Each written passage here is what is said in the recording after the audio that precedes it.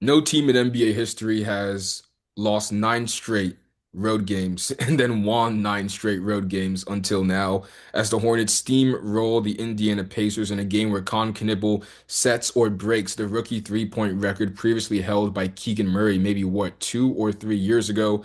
Joining me is Hunter Bailey, sports writer for the Charlotte Observer and the founder of the Highway 49 podcast. As always, we're going to go quarter by quarter and then end off with big picture. And I've got a lot of notes, guys. So let's just hop right into this. In the first quarter, LaMelo starts off with a deep three, then gets downhill for a layup.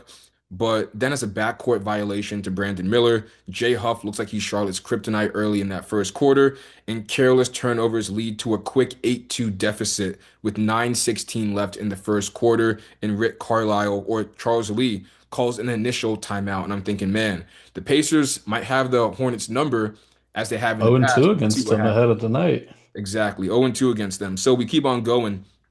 Out of the timeout, Andrew Nembhard hits a step back three. LaMelo answers with a step back three, but it's a foul. Nembhard fouls him, and he gets it right back. But I kind of want to skip a little bit of that because we get to late in the first quarter when Knueppel goes on his flurry. And the Hornets are kind of going back and forth with the Pacers. It's a regular first quarter, how they usually go. And then this is what happens. Knueppel gets his first look at 2 minutes and 20 seconds in the first quarter. It's a corner three splash. She's the first one goes in. That's always a bad sign for the opposing team. Then Ryan Kalkbrenner seals his defender. He gets a backcourt player in the post, seals him. Sion James puts a great over-the-top pass to Ryan Kalkbrenner. Of course, the Pacers naturally shift over, double Kalkbrenner, sees that they put two on the ball. He kicks it out to Grant Williams, who then sprays it out to Knueppel. Con hits a three. Now he's 2 of 2. I don't even want to call this an elevator screen, and I don't want to ask Charles about it because he's going to send the black SUVs to my house. But Khan is in the corner. Grant sets a screen. Khan rips it into the baseline and then comes straight up the baseline so fast off of another screen from Ryan Kalkbrenner, hits another three. He goes back to back to back threes late first quarter. And I'm just thinking to myself, what is happening? The communication from the Pacers just isn't there.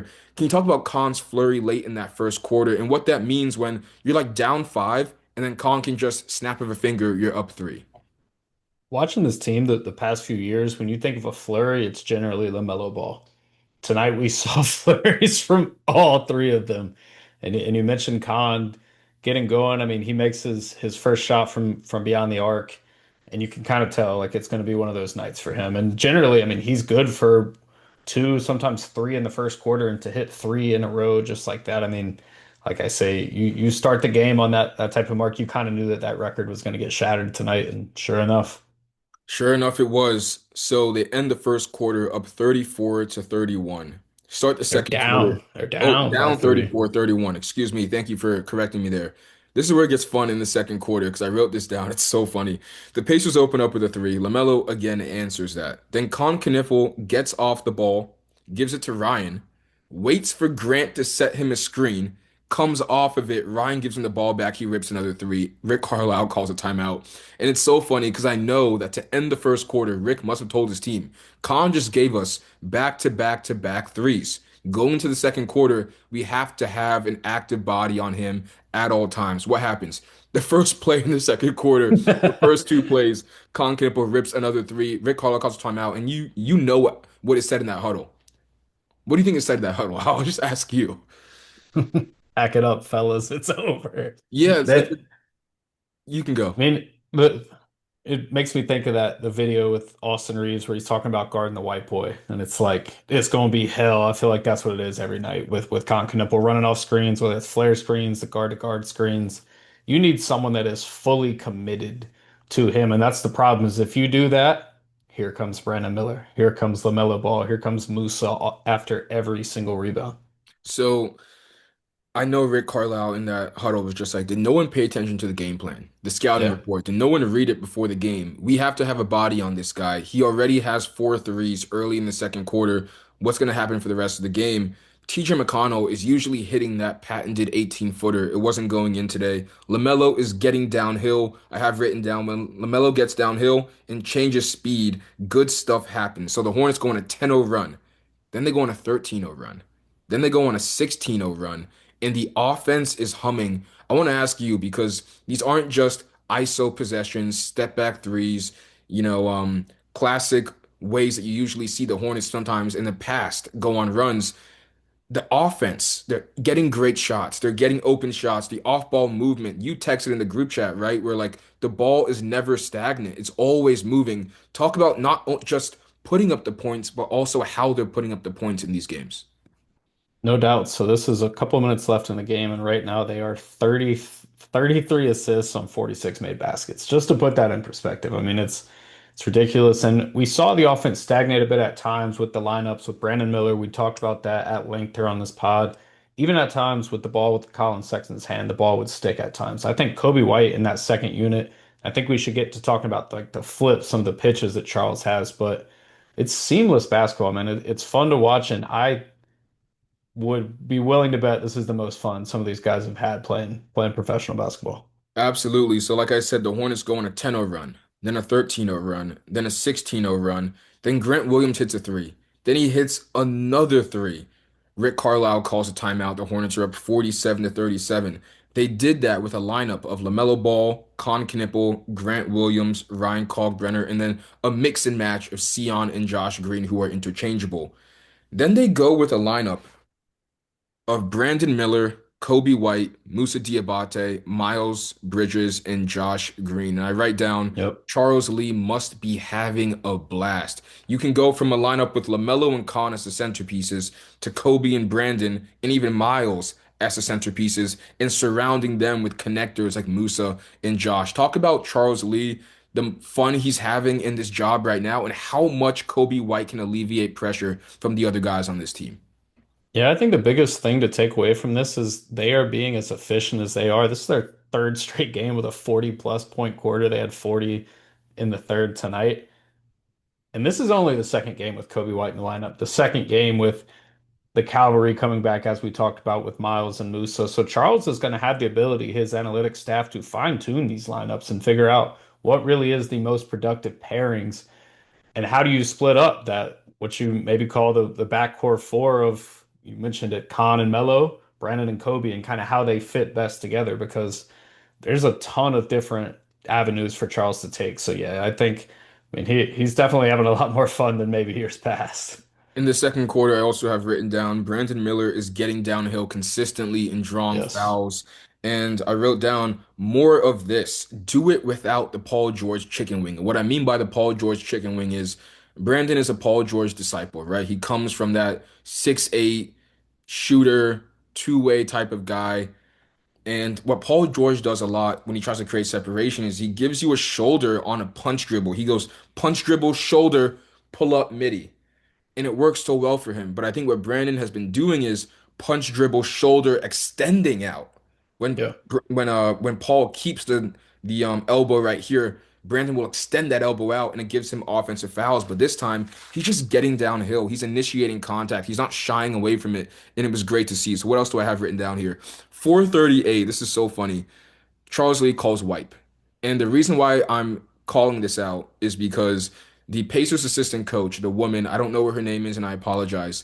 Whenever Charles Lee calls out wipe, she gets off the bench and she yells to the entire team, wipe, wipe. And she does the same exact thing that Charles is doing. So you can tell the entire league knows that that guard to guard It's wipe coming. screen is coming for the Hornets. But I have this well. Brandon's coming off of screens. That's his game. He's not initiating it one on one. He's not, trying to get into his bag, ISO scoring. He's coming off of screens. He's getting downhill. He's manipulating defenses. Talk about how much easier his game is now in these lineups, maybe than, lineups in the past. Yeah, 100%. I mean, this is what we expect from Brandon Miller. What we talked about on the past couple shows is when he gets that guy that's going to set the table for him. There was a set, it was third quarter, it's flare screen, and it wasn't even executed perfectly. It's Kobe going over the top to Brandon, and Kalkbrenner sets the screen. It doesn't even get there perfectly, but Brandon gets that step, the ability to just immediately, he's got the opportunity to triple threat, but almost it's a live dribble. So he can step back if he wants to, but he's going downhill as we talked about. And One more note that I have on the second quarter is we talk about their runs, but I want to talk about their defense too. Yeah. Like this is an Indiana Pacers team that's 15 and 45 when once this game ends. We know that they're one of the teams that maybe isn't trying to win. But there was a point in that second quarter. I mean, they scored 12 points in that quarter. They were one of 10 to start that quarter, and you have to shout out the Hornets defense for that looking a part of a 22 to 3 run that just blows the game wide open. So guys like Musa, Brandon even tonight getting his hands in the passing lanes. This is the team that you want to see right now. So here's some great defensive stats. Thank you for throwing me the lob right there.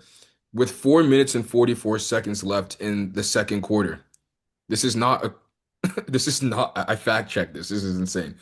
With 4 minutes 44 seconds left in the second quarter, the Pacers had six second quarter points.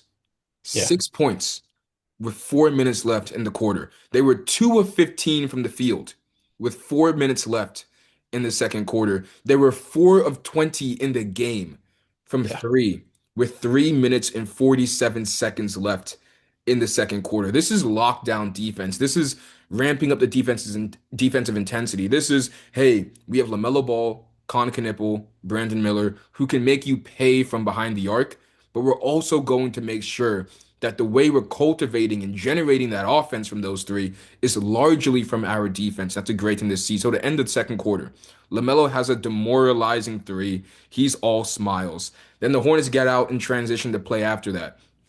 And I love this. LaMelo hits a three. The Hornets get out and transition the next play. Knueppel's ripping it down the right side of the court. LaMelo just knows, hey, I know what to do. Waits, pauses, waits for Con to get to his 1-2, flips it right over to him. Con doesn't have to think, catches it 1-2 step into a three, bangs it. And then to end the second quarter, Musa Diabate blows by J Huff so bad. J Huff has no other option than to just wrap him up and foul him. Yeah. And at that point, I'm like, this one might be over going into the third quarter. The Hornets are on a 36 to 12 third quarter or second quarter run there to end it 67 to 46. We go into halftime. Hornets have a 21 point lead going into the half, which brings us to the third quarter because this is what I wanted to mention real quick before we get to Brandon Miller's heater. I saw an interview with Chris Paul on Twitter maybe a day or two ago, and Chris Paul was talking about a star player's, I guess, responsibilities. And he said, hey, no one on the team is asking the star player to be prime Kawhi Leonard. But all we want to see is defensive effort. All we Yeah. want to see is this guy, paying attention to the scouting report, doing his job, and not taking possessions off. Just show us that you care on that Yeah. side of the ball. And that brings you to LaMelo Ball before we get to Brandon Miller. Because last year, there were so many clips and highlights of him just getting blown by, of him not caring or him swiping down when he doesn't need to and picking up careless fouls. And now you see that he's also engaged in the defense that we're watching and praising from them in the second quarter. What are you seeing from LaMelo Ball, the defensive side of the ball, and how he's impacting this team overall? Yeah, and for LaMelo, as you mentioned, I mean, he got a steal tonight. It's not all about guarding the opponent's best player. The Hornets have, we talked about Sion James' ability, Miles Bridges, Brandon Miller. These guys are going to take the top end wing players. But for LaMelo, it's how can you avoid the silly fouls? How can you stay in the game late in the game? And I actually posted about this the other day. I mentioned a couple early fouls in the last game and how he kind of withstood that, only picks up one more foul the rest of the way. His availability is huge. He's on pace to play 68, maybe 69 games this season, which would be the most in quite a few years for him. But his late game availability is there this year as well. He's got fouled out one time this year against Detroit earlier in the season, and that's a massive jump from the 47 games he played last year. He fouled out seven times in that span. You think that's right at 15%. And he went on a span during that of fouling out three times in 5 games. So the frustration fouls you're seeing less of. I think part of it is they're having way more fun. He's got more guys around him. He isn't running with lineups with a lot of G League or two-way players. He's got his guys around him. And I think this goes back to what you mentioned. You don't need him to be prime Kawhi Leonard, but you need him to be engaged. And I think Charles Lee for sure has brought that out of him. And obviously they have a good connection on that front. So something you mentioned before we started recording was LaMelo Ball and the confidence he has in his ankle. Yes. I'll just throw it back to you and talk about that because the decel step we're seeing from him right now just shows that he feels confident in the health of what's going on, I guess, down there.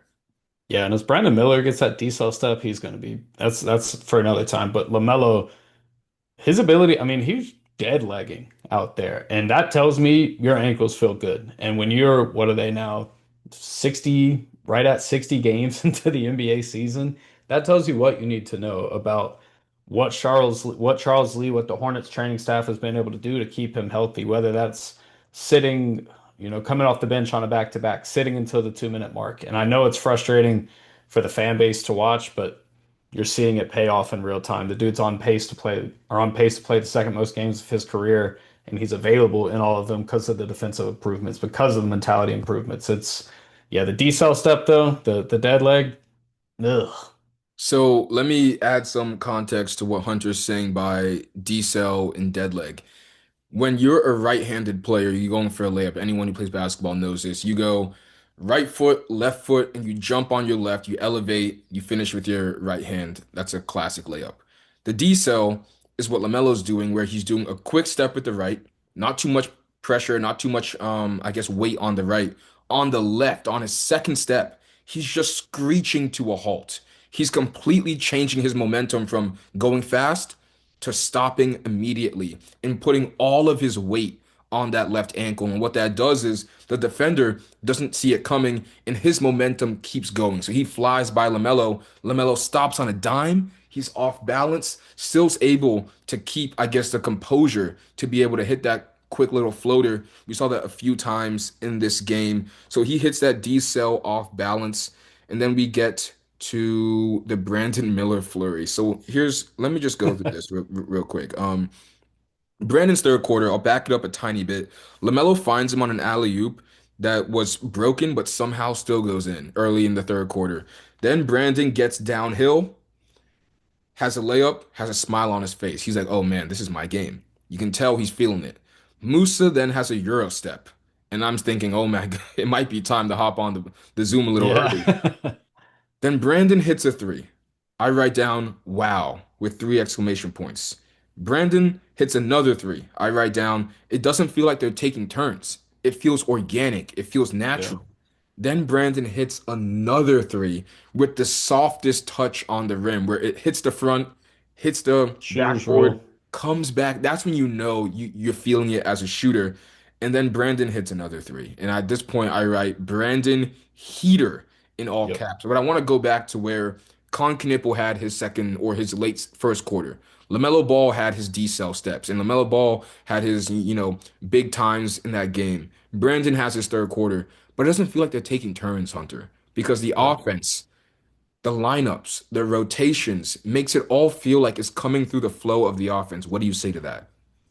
Yeah. I mean, third quarter, I did not expect a Micah Potter and Brandon Miller shootout going on. I mean, just back and forth buckets, ridiculous to watch. And when Brandon came up to take that fifth three, I mean, you talk about the heat check. That's the greenest light potentially of his career. And Charles Lee is like, you got it. That's the type of coach Charles is. But what you're talking about, watching their offense, I mean, a part of I brought it up earlier, but a part of this 3 point explosion for Brandon was off that flare screen. Kobe across the top, Kalkbrenner sets the screen, he hits the three. It's just beautiful basketball. And there's so many counters off of it. Like I said, if he can step back and shoot if he wants, he can go straight to the hole. Depends if you lead the pass to the corner. There's just so many different pitches or ways you can run off of it. And I mean, man, I mean, tonight you look at it, the big three, LaMelo, Con, and Brandon combined for 81. 2 games ago at Washington, they combined for 87. I mean, it's ridiculous shooting numbers these guys are putting up right now. So last thing I'll say about this big three is when I think about the Phoenix Suns when they went for Devin Booker, Kevin Durant, Bradley Beal, everyone knew it wasn't going to work because they just had a bunch of Devin Bookers, but Just they were all toggle guards. Yeah. toggle guards, but they were all like doing the same thing, just different heights, right? Yeah. Where Kevin Durant's just a 6'11" Devin Booker, and Bradley Beal is just, an older Devin Booker because Bradley Beal, when he was on the Wizards in his prime, really good. The Hornets, on the other hand, Sure, Brandon, LaMelo, and Con are all hitting their threes, but they're all doing it in completely different ways. Where Con is giving you spot up threes, movement threes, coming off of curls, off ball, ripping elevator screens. Brandon is coming off of flares or, skip passes or ball in the hand, screen comes, defender doesn't come up, I'm taking the three. And then LaMelo just says, ISO, let me have this dance. They're all Yeah. different threes. It's not the same, which allows the Hornets to have that kind of creativity on offense. Do you want to say something? Yeah, I mean, there was one where he caught the ball. I think it was a pass from Kobe. Takes a jab step to his right, Andrew Nembhard's guarding him, loses him immediately, snatch, three ball, and it's just like that, What do it's you do? over. So Yeah. we will revisit that in our big picture. But to end the third quarter, Kobe White gets downhill, draws a foul, and then does it again. And I write down Kobe gives you the downhill attack that Colin does Yeah. without the volatility that Colin Yeah. Sexton has. And I think again, just kind of removing those turnovers, removing that kind of haphazardness from this Hornets offense does wonders for them. And then we get to Con Knueppel setting their rookie three-point record with 1 minute left in the third quarter. And then in the fourth, he rips another three, number Yep. seven for the game. And I'm like, okay, let me text Hunter.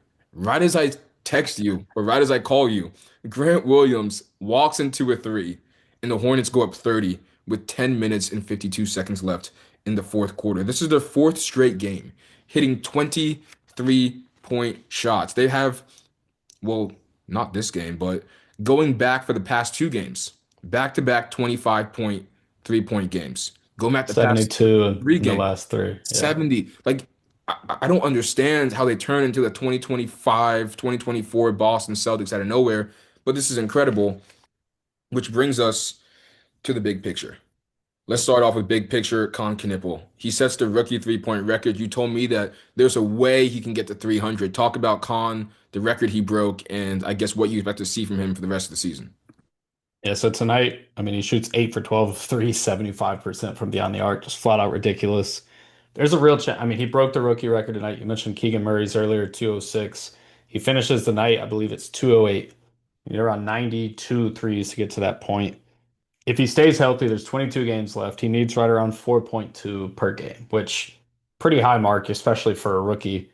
And then you look at it over his last 10 and you realize he's averaging 4.7 threes per game in the last 10 games. And part of that, we can dive into it here, is he's finding his shot and the confidence is there. Charles Lee is absolutely pushing him to take more. We need you. Out a contested con three is better than some offensive possessions from this team. And you're seeing him maybe get out of his comfort zone, take deeper threes, take movement threes. And it's not just when he's wide open, which obviously he's a great shooter in those situations. But I mean, it's his ability catch and shoot, and they're just trying to run him off the 3-point line. He's got that good pump fake, sidestep, three ball. He can do it all, man. And there's a real chance. And to put that in perspective, there's only six players ever over that threshold for 300. It's Steph Curry, who did it six times, of course. He had 402 threes in a season, just to put that in perspective. James Harden, Ant Edwards, Malik Beasley, Klay Thompson. So five players ever. Khan would be the sixth if he is to get to that mark. So ridiculous for him for what he's done. And I'm not trying to set another expectation, another bar for him to climb, but just to put it in perspective, like this is a real achievement that he could absolutely overtake. Yeah, he's taking more audacious threes. There was a three he Yes. took, I think, late in the third, where he's like 5 feet behind the three-point line. LaMelo gives it to him, and he's just like, I'm gonna rip it. He didn't make it, but just the mindset of I'm taking the shot, he didn't have 20 games ago. So Yeah. seeing that he has the confidence, not only internally, but you can tell the coaching staff is telling him, like you said, you need to shoot more threes. Good things happen when you shoot more threes is great. And it takes me back to something that happened in the post game of what was the most recent game we had a home game for? Cavs. Post game for the Cavs game, or maybe even pregame, when Charles Lee said, I never worry about Yeah. having to cater the offense to Con Knueppel. I never have to worry about Con Knueppel finding his offense because he had his first three. He shot his first three with 2 minutes left in the first quarter. He ends up 8 of 12 from three. Yeah. He will get his points. He will get his shots. And we always talk about this in the on Media Row for the games. You look up and Con Knueppel, come hell or high water, is gonna get his 17, 6, and 4. It doesn't matter Yeah. how it's going to happen. It is going to happen. So in closing, Hunter, the Hornets are one of the hottest teams from behind the arc, and they're trying to make it into the playoffs. If you're the Pistons, if you're even the two seed right now, are you trying to play a team that can get this hot in the snap of a finger going into a postseason matchup?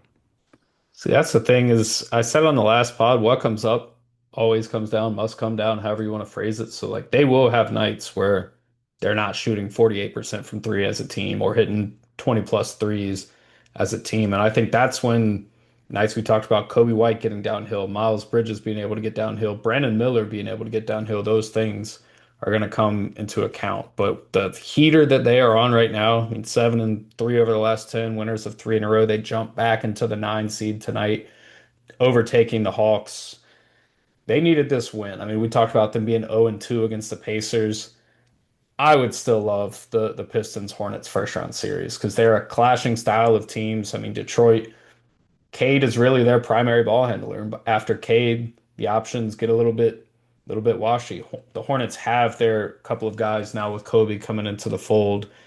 That would absolutely be a physical series. I would worry about playing against Boston though, because I think Boston is very, very similar in the ability to spread you out, hit a ton of threes, and pull guys like Musa, guys like Kalkbrenner away from the rim.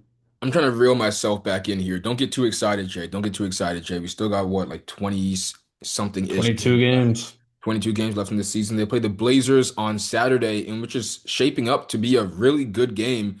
I don't know if I'll be there, and I don't know if I'll have a post-game pod for that one. But Hunter, thank you so much for hopping on, and we will catch you guys next time. I told you guys Arrival was last time on the TV. Now we got Sicario tonight, so that's what we're about to hop into. Thank you guys for listening. We'll catch y'all later. All right, peace.